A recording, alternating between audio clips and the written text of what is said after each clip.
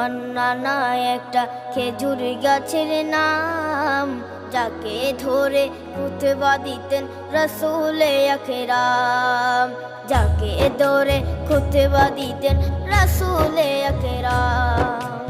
উস্তুনে হান্নানা একটা খেজুর গাছের নাম, যাকে ধরে খুতবা দিতেন রাসূলে আকরাম, যাকে ধরে খুতবা দিতেন রাসূলে আকরাম। গাছটা নবীর বিরহে সদা কাঁদিতে রহে, গাছটা নবীর বিরহে সদা কাঁদিতে রহে।